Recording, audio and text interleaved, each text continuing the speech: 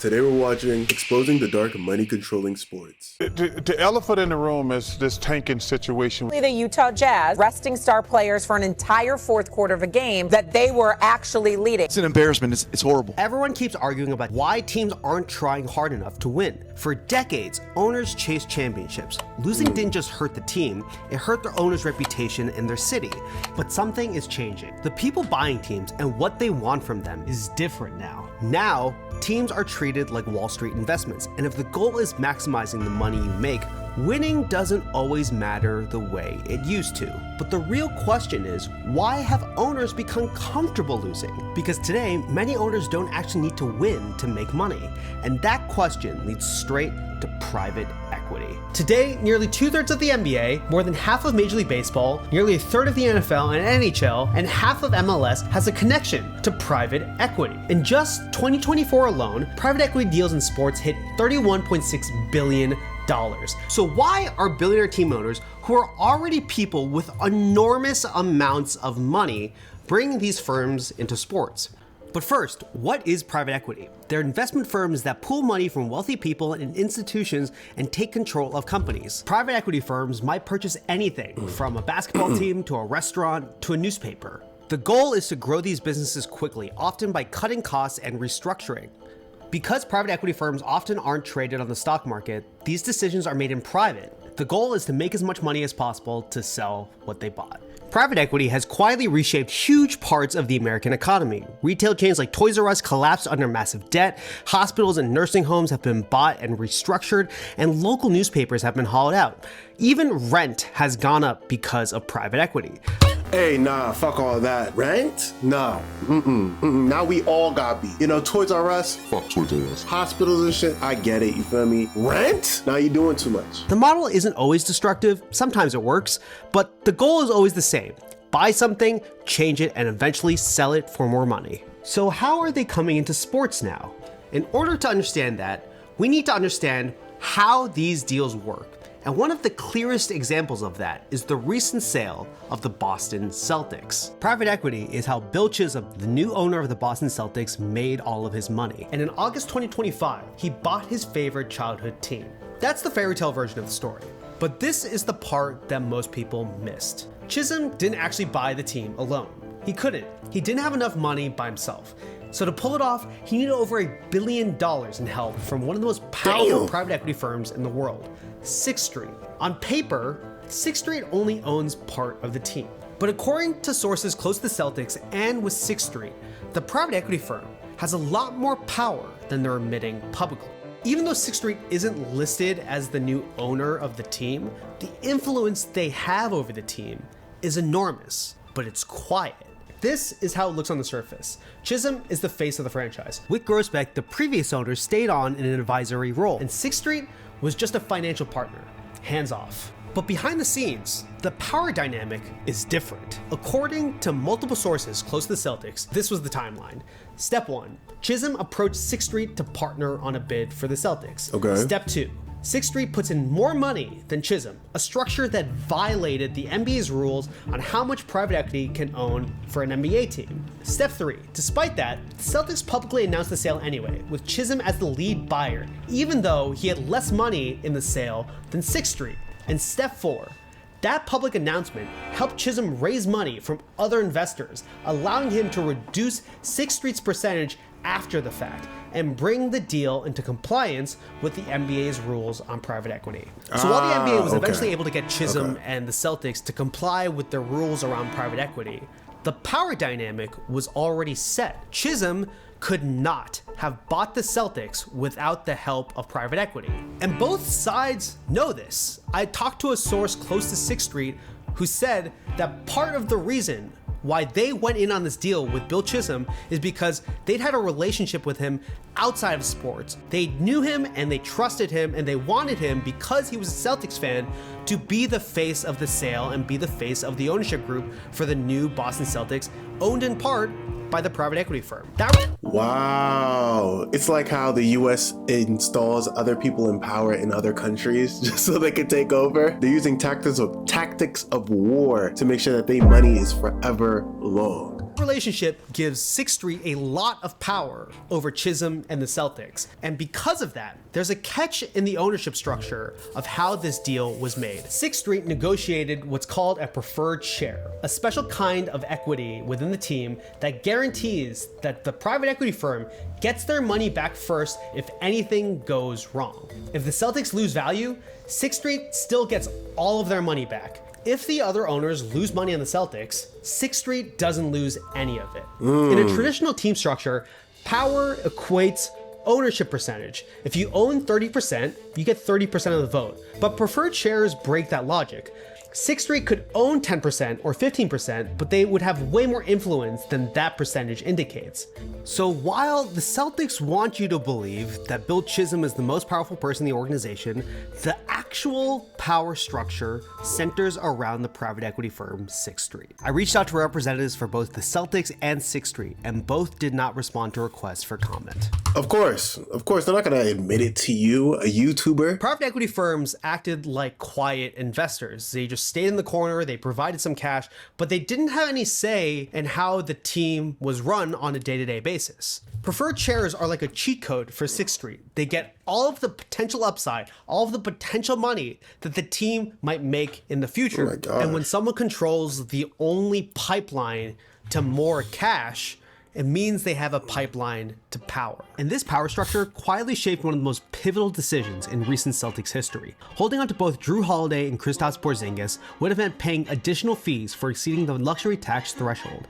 Instead, both were traded. It wasn't just about basketball. It was about managing how much money was being spent. And when That makes a lot more sense why they trade people, even though they could make like a super team, or they know certain players would have some great chemistry, but they're like, hell no, that nigga far too expensive. We ain't doing that.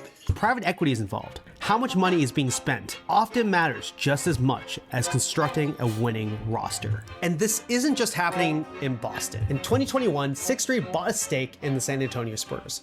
If 6th Street owns parts of both the Spurs and the Celtics and they meet in the playoff race, who is the private equity firm more incentivized to help? Are they really feeling the need to compete with each other with the same fire, with the same desire to spend money? If a private equity firm owns parts of both teams? Bill Chisholm isn't a villain. That's what I'm talking about.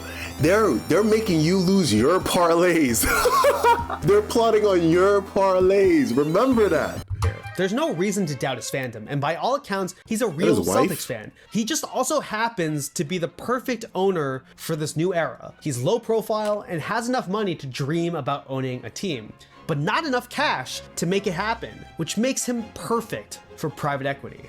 So why are billionaire owners with more wealth than ever selling off parts of their team to private equity firms? Because the Celtics deal isn't unusual. It's part of a much bigger shift happening across sports. To understand why private equity is coming to sports, let's take a look at one group. Arctos, which is the largest private equity firm in sports. Arctos Sports Partners was founded by Ian Charles and David O'Connor in 2019 with the mission of investing in sports teams and ownership groups. Instead of trying to buy teams, they wanted to provide owners with cash so they can continue growing. As of November 2024, Arctos has raised $7.2 billion and committed $4.4 billion across 38 investments. As they launch, Damn, boy, there is so much money in this world. Don't ever believe you can't get some. There is so much money in this world. leagues were also loosening rules around allowing private equity ownership in sports. In 2019, MLB became the first to revise their ownership group to allow private equity to hold passive minority percentages of a team. In the following years, the NBA, NFL, and MLS all followed Major League Baseball's lead. And according to people familiar with these conversations, MLB has even discussed letting players invest in the same private equity funds that own pieces of teams. That means the line between players, owners, and investors could start to blur. And while this isn't under active consideration according to a leaked source, it does show how much private equity is changing how business people think.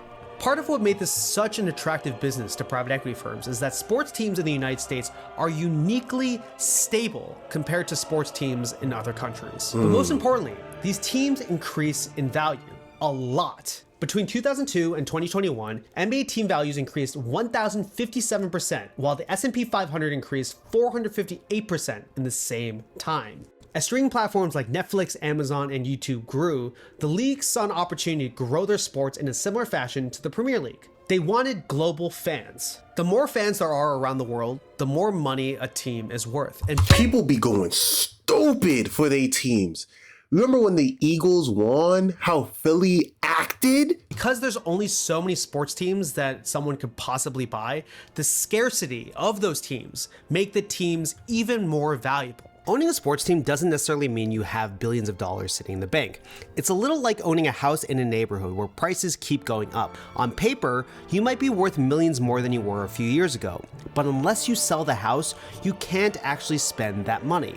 Sports teams work the same way. Their value keeps going up, but that value is mostly locked inside the team itself. And running a winning team actually makes the cash problem worse, because player contracts, luxury taxes, facilities, scouts, analytics departments, that's all real money leaving the building every year. So you can own something worth billions while still needing cash to keep it competitive. And that gap is exactly where private equity firms step in. Arctos has taken advantage of this gold rush. They've become the largest institutional investor in North American sports, with stakes in at least 15 teams in the 4 largest American sports leagues and global investments in PSG, Liverpool, Formula One team Aston Martin, and the Italian league team Atalanta. And because of this, because the billionaires don't have cash on hand, these private equity firms, which have a lot of cash, have a lot of power over the billionaires. But that's also not how all private equity firms run sports teams. The Los Angeles Dodgers are an example of what happens when deep-pocketed ownership groups with business savvy actually invest in star power. The Dodgers calculated that the way they would make the most money in the long run is investing in the team by signing global stars like Shohei Ohtani and Yoshinobu Yamamoto. Damn, $325 million in his contract. Whew. Woo. Damn.